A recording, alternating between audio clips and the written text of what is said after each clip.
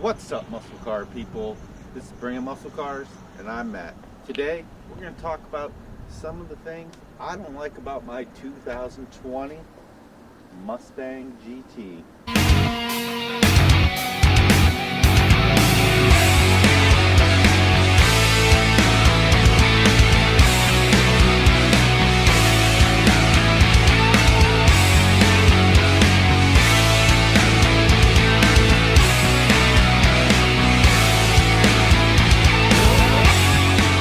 I know what you're thinking.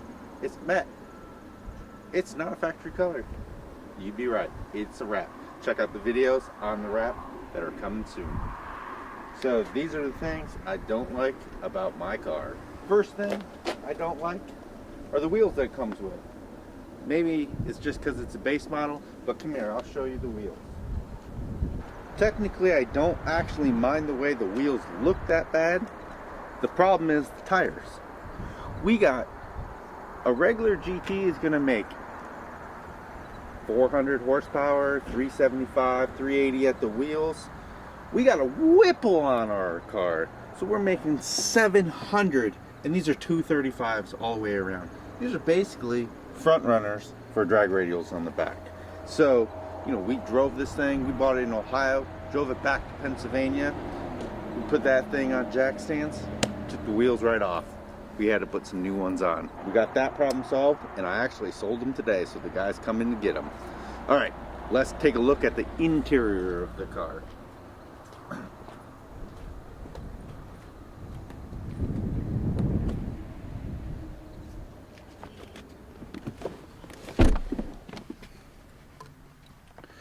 So the first thing that you notice when you get inside is the small screen. Now I understand I have a base model, but seriously, like, yeah, it's got a backup camera. You might as well put that thing in the rear view mirror because it's that small. Why couldn't they put the regular radio in here with the regular screen? That's what should come in the base model. And then like the Tesla screen that you can buy aftermarket should be what the premium or the upgraded radio is, because that thing looks pretty neat. And if it came from Ford, you'd know it would work right. Another thing, I don't have my keys on me. I hate this knob right here. Turning up and turning down the climate control, how high the fan is on. It's backwards. So I go to turn it up and it's actually turning it down. I don't know. Maybe it's just me. I could be nitpicking here. I don't like it. Another thing I don't like is the start button. Why is the start button right here? Okay, it wouldn't be that bad of a spot if they did like a Lamborghini start button where you had to flip it and then hit the start button and then you could close it back down. Because, hold on, don't move. Okay, I'm back. All right, so... keys? No. So, since my car doesn't have sync in it, and I'm using navigation, where are you going to put your phone? Where are you going to look? You got two options. You can put it here, which that kind of works, but then most of the time you're going to put it right here because it fits better. And guess what it's leaning against? The start-stop button. And so, like, when Waze comes up and you hit the button, hey, there's a cop there, whatnot. I don't know what's going to happen if I'm going 75 miles per hour and I hit that button. I don't know. I don't want to find out. It should be up here, or it should have a cover on it. I'm just saying. It really should.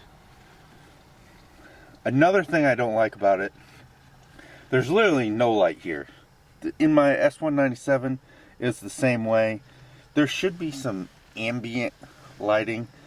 You know, in the older cars, these would light up here, but it's on the dash, so you see it up there, so they don't light it up here. I don't know. Maybe that's just me. Maybe I'm old and I can't see very well, so I need that little bit of extra light. Another thing that I think they did right, but they do wrong across the platforms, are the radio buttons. The radio buttons should always be on the left-hand side. They are on this car. On my 2018 Expedition, guess what? They're on this side. So you know what I do? I mess it up in both cars now because I don't know which one I'm driving and not paying attention. It should just always be on the left-hand side. And I don't know how everybody else feels about this. Can we do away with this chrome? Why? It doesn't look that good. Can it just be black? Just put gloss black there. Doesn't matter what color the car is. Or make it the same color as the car. This, I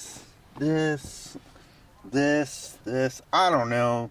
Maybe it's just me. It doesn't look that good. I don't know. It just doesn't look good. I don't like it. Can it please be gloss black?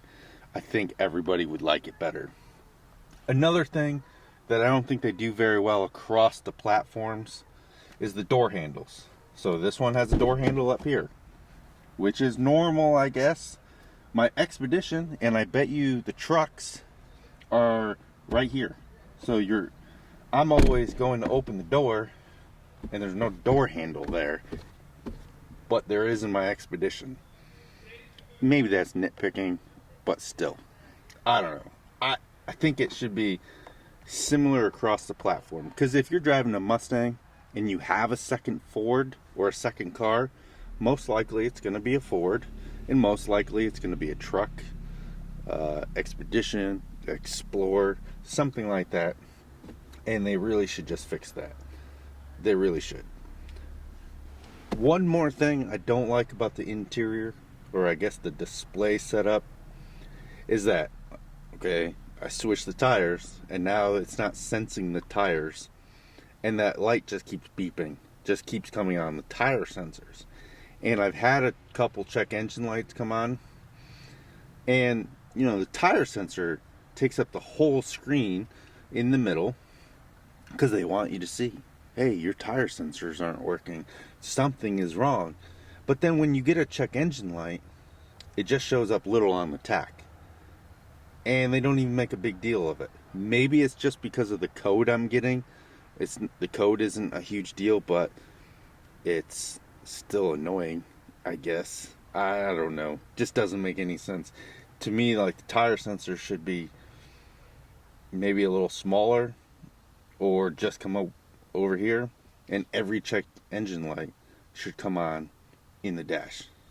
Maybe that's just me, because half the time I don't even see the check engine light. I just see it on my phone when they message me. It is what it is. This isn't really a huge issue with me. I don't mind the shifter. But if you get rid of the shifter in the other vehicles and you have a knob, why is there a shifter here? Is that just to make it look more like a manual? I don't know, because it's not. And I think most auto guys don't pretend to drive a manual. I don't know. Because if we had a knob here, we could have maybe a better spot for the phone or something, like just little details like that. Maybe, just maybe, all these gripes, or most of these gripes and complaints, would go away if I wasn't a peasant and bought a base model. Maybe like all this stuff I'd be like okay with, and everything would be a little bit nicer. Maybe the chrome stuff would not be chrome. I don't know. I wanted a base model because I just wanted to go fast, so I wasn't going to spend all that extra money, because in the end I'll probably change out everything anyways. The only thing I really wanted was the dash, the digital dash. But let me know down below if I'm just nitpicking or if it's because I'm a peasant. It could be because I'm a peasant. I don't know. We'll find out. Don't forget about the seat. What seat? The seat, Oh. You can't push it back up. Yeah, another thing with the seat.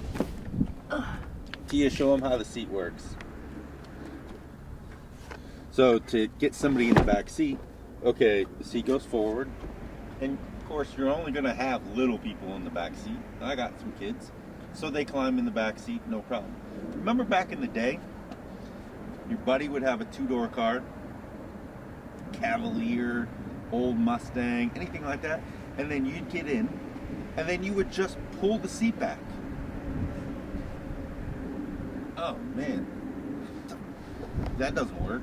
That doesn't work. You gotta like do it on the side again. Why? Come on, Ford. You're better than that. And for little short people like me, you can barely reach the other side when you're sitting in the driver's seat. Right. So like, I don't know. There needs to be a better way to do it. So if you got kids getting in the back and she's sitting over here, she can't reach over here. I can't even reach over here. So put it back.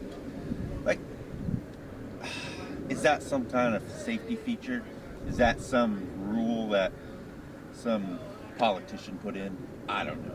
Let me know why that is. It shouldn't be that way, but let me know. If you have any issues that I've missed, my car, I've only driven it 4,000 miles, had it for a couple months. Maybe more stuff will come up. Maybe interior panels will start falling off. Who knows? I don't think that will happen, but let me know any issues that you have down below, what you thought of this video, if you agree or disagree with some of them. Appreciate you watching, and if you made it this far, give it a thumbs up. Hopefully you subscribe. We got lots more action coming on this car and my 1,000 horsepower GT500. And if you're like us and you got a fast car, you better bring it. Thanks for watching. All right, guys. Thanks for watching this video. I'm going to link a couple more videos that if you like this one and you made it all the way to the end, you're going to definitely like these. So watch them. Also, that middle button right there, I think is probably, somewhere in there. Hit that button to subscribe. Thanks for watching. Stay tuned for more action.